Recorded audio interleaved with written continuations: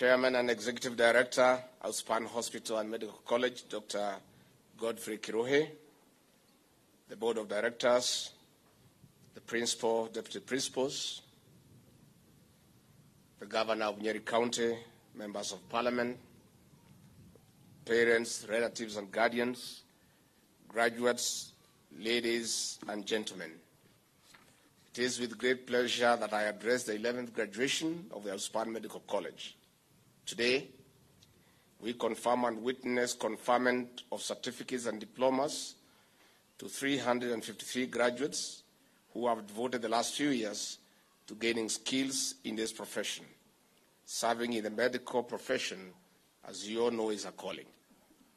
I'm sized of the hard work and sacrifice that has gone into the Outspan Medical College from its humble beginning in 2009. You have graduated over 2,800 students. This is no mean feat. Honorable guests, ladies and gentlemen, I want to take this opportunity to all the graduates to say congratulations. In line with the graduation theme, a global approach to healthcare training, I commend the Board of Directors and the management of Outspan Hospital and Medical College for building both institutions. The hospital gives the students first-hand experience in the 10 courses. Indeed, the practical bit is what we have been looking for as a government, to blend knowledge and skills for our students in the technical and vocational education and training centers, TVETs. That is what will carve learners to be more job creators, not seekers. Nimesikia wale wakisema wamepata kazi ya kutafuta kazi. As a registered TVET institution, Outspan Medical College, therefore, is a confirmation of your alignment with the government agenda of strengthening the middle-level colleges in response to market demands. On this note, I also commend you for seeking accreditation to offer degrees as a chartered university by 2026. We wish you well and look forward to celebrating this new milestone with you. Honorable guests, ladies and gentlemen, graduates, we hold this ceremony against the backdrop of COVID-19 and a sharp rise of mortalities related to non-communicable diseases like cancer, the third leading cause of death after infectious and cardiovascular diseases in Kenya. On the other hand, infectious diseases and injuries account for more than 50% mortalities, where non-communicable diseases contribute to at least 39.6% of deaths. Although COVID-19 rages on a smaller scale, we have learned that we need more medical practitioners, including researchers, if we must remain healthy despite the pandemics, epidemics, and other diseases. And as we move to economically transform the country, we recognize that a healthy nation is a wealthy nation. Honorable guests, ladies and gentlemen, graduates, Kenya cannot be a wealthy nation when our health facilities are dilapidated. Kenya cannot be a wealthy nation when we do not have enough skilled medical workforce. As of 2020, we had 189,000 health workers, 66% of them being in the public sector. At least 58% were nurses, 13% clinical officers, and 7% medical doctors. The World Health Organization recommends 25 nurses for every 10,000 people. We have 8.2 nurses serving 10,000 people.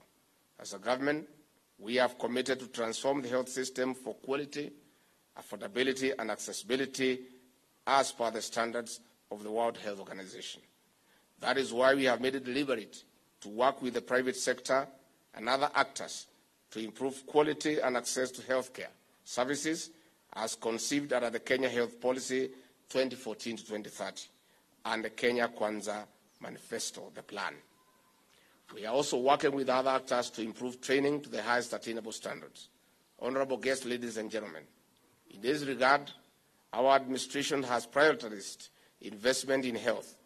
Progressively, we'll strive to increase the national annual budget allocation to 15% as per the Abuja Declaration by the African Union member states. We'll continue creating an enabling environment to encourage investment in health by the private sector to complement our efforts towards delivering universal health care as per our manifesto. That is why the graduates here today and those who will graduate from other institutions this year will be central as we roll the universal health coverage across the country. Reforming the NHIF system is also ongoing to ensure we cover everyone, including vulnerable groups like the old, people living with disabilities, among others. Honorable guests, ladies and gentlemen, graduates, allow me to also recognize the critical role of county governments in delivering health services to the grassroots. As per our plan, we will continue increasing funding to enable them to meet the healthcare needs of our people. We encourage them to hire qualified and competent personnel, provide better remuneration, as well as ensure prudent use of public funds. Improving our healthcare system will transform Kenya into a strategic regional player in this sector in East African region. This is how we'll tap more from the over 472 million population in the region through first-class and specialized services. Honorable guests, ladies and gentlemen, as for the graduates, you have been given the power to read and write. The graduation today is the beginning of more reading and professional growth. The limit is no longer the sky, but you. As I conclude, allow me to challenge you to advance your skills beyond the diplomas that will be conferred today. Hongera sana, asanteni sana na Mungu awabariki. Sasa hiyo ilikuwa ni hotuba ya naibu wa rais wa Jamhuri ya Kenya. Sasa niongee kama Rigiji, si ndio?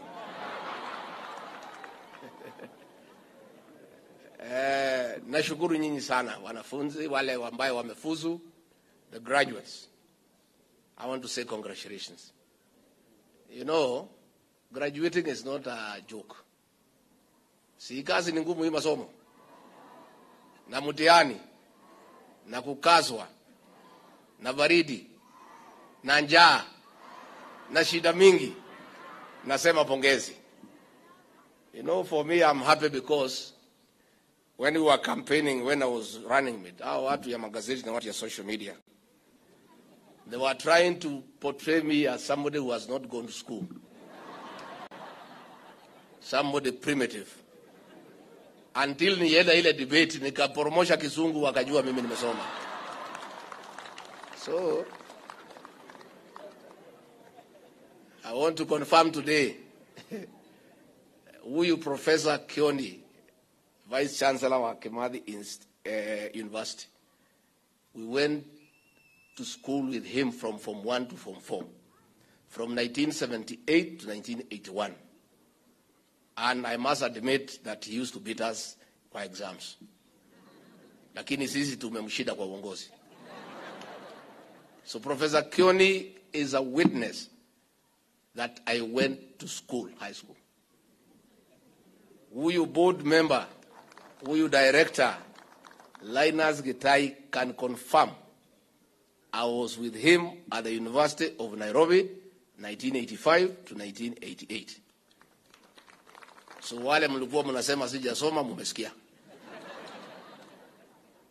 And Governor, nilikuwa I had enrolled for a master's program in international relations with a bias to conflict management. But when the elections got very tough, nikawachana naye nikasema kwanza nitafute kiti, nitasoma baadaye. So along the way, when things settled down, I'll enroll for that program. Hata mimi nikae kama hao professor. I'm already feeling good in this gown. I was asking the director how we walk gracefully so that we feel like people who have gone to school. Akasema tutembee pole pole. It is graceful. Ukivaa hii gown utembee pole pole. I want to say that President William Ruto ametuma mimi na salamu. Umepokea? Umepokea? We are clear. The President is clear that we must sort out the universal health coverage so that our people are healthy and we stop these wicked harambis to raise money to pay hospital bills. So we are working on it, and our CS is here, she has said, and it is being fast-tracked, and in due course, we'll have to cover everybody so that when you go to hospital, you are treated, you give your card, it is swiped, and you go home. That is being worked on. Again, we are working on a program to create more employment. We have engaged our development partners. That is a function in my office. There is an investor from the United States of America who wants to start a factory for vaccines. They are called Moderna. And the government is fast-tracking to create jobs for you people. And we want to invite investors in the pharmaceutical industry to come and invest in this country. We want to encourage more investors to develop private health facilities like Outspan. And I want to confirm, CS and Governor, as Member of Parliament for Madeira for the last 5 years, I know how critical Outspan Hospital has been to our people in supporting the county government public hospitals. Many people who could not get certain services at a certain level in our public hospitals ended up here in Outspan, and they got the best service. I want to thank the management and the staff. And I want to say we want to encourage more investors to invest in private hospitals and health facilities so that we can complement what the government is doing. So going forward, we wish you well. Kuna wale walicheza poem hapa. I want to congratulate you. It was very innovative and very creative. Kuna wale walicheza hapa wimbo mzuri sana. Tukimaliza munione nyuma ya hema. As niseme kwa sababu I came yesterday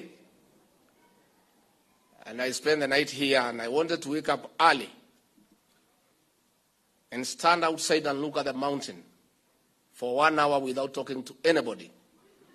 And I looked at the mountain this morning and I want to confirm to the people of this region, mulima iko sawa. I want to thank our President, Dr. William Ruto, because when we gave him our vote, he gave an undertaking to take care of us. And I want to say, the level of involvement in running his government. I am Deputy President. He has appointed so many cabinet secretaries from this region in key sectors. He has appointed so many principal secretaries. We feel part and parcel of government that we have not felt for the last 50 years. And I want to say thank you to the President. Na niseme ya kwamba I said yesterday, we are going to unite the mountain behind President William Ruto. Tutaunganisha mulima nyuma ya rais wetu because he means well for us. And niseme, the people who voted for William Ruto in this region were 87%. 13% wakapotea njia wakaenda kwa Azimio. That 13% governor has been reaching out to us. And I said yesterday, tumefungua milango. Let everybody from this region come and join William Ruto so that we foster development in this region. I want to start by extending a hand to the political class to come, we join William Ruto. The Mount Kenya Foundation, those good old men from this region who met in hotels planning how to stop William Ruto from being president and were not able, and they are reaching us out. I want to tell the Mount Kenya Foundation, please come and join President William Ruto in developing this country. Our business people, our professionals who had been incited that William Ruto does not mean well for them, they are telling me now, since the president came to office, he has shown by word and deed that he is pro-business, that he wants to create a good environment for investment, which is what the majority of these people of this region want. I want to extend a hand of friendship to the business community, to the professionals, to the middle class. Please come. Let us join President William Ruto tufanye kazi pamoja for the prosperity of this region and our country. And I am saying, that 13%, 8% had been intimidated and coerced. It was not in their heart. So it is very easy for them to come and work together. 4% were cheated about something called the system and the deep state. They have now known it is not true, so they should come and work together. 1% is the one that was blindly following the retired president. You are also welcome. So that we support the president, we support everybody, and we work for this country. Tumekubaliana? Na gavana wetu, nilisikia jana umesema mambo ya harusi. Ninataka kukosoa kidogo. Hii harusi yetu iko sawa. This marriage between the president, ourselves, and the rest of Kenyans was as a result of a long courtship. We courted each other. Na tukapendana, tukaona tunaweza ishi pamoja. On the 9th of August, a grad wedding was held. And God gave blessings to that wedding. And the people of Kenya witnessed that wedding and agreed that is a good wedding. Governor, that wedding is a permanent wedding until death do us apart. And I can tell you, the partners in this wedding are loving each other. The marriage has already been consummated. And the first child is on the way. And there will be more children. Beautiful ones and loving ones. And those children will be taken care of. They will go to school, get jobs, and later in the years to come, take care of their parents. Let the press not create a problem where there is none. Nimesoma magazeti leo, there are cracks within Ruto's government. What cracks? Unajua hawa watu ya magazeti marafiki zetu. Walikuwa wanatulima. They are still in denial. They are looking for problems where they do not exist. What has happened, there was a small problem, Governor, and it shouldn't bother you. You know William Ruto, our president, is a Democrat. There was a little issue, uchaguzi ya bunge, which has nothing to do with the president or myself.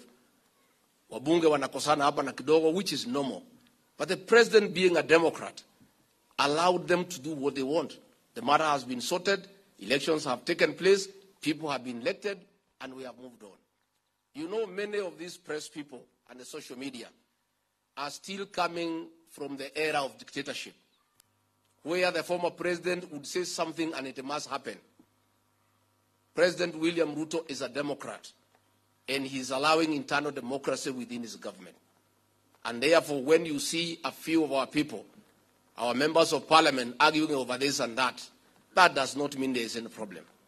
All of us are united behind President William Ruto, and so far we are happy with the work he's doing of reforming the economy, of creating employment, of creating investment, of looking for funds for our development.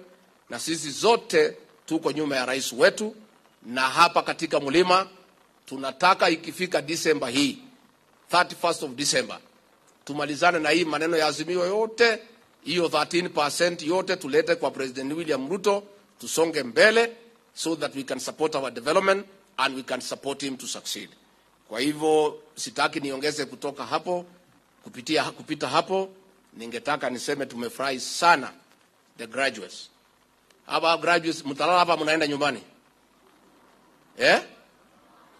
Mtalala hapa? Nipange maneno ya bashi kidogo.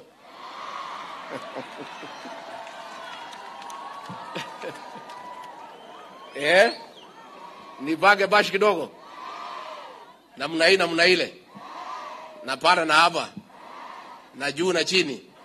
Namna hiyo namna hiyo namna hiyo. Aya, nitawacha 500,000 ya bash na graduates. Ndio muweze kuendelea. Asanteni sana na Mungu awabariki. Thank you very much. Na mwishowe ningetaka to introduce our principal secretary nominee for the State Department of Energy, Alex Kamau Wachira. Mpigie makofi.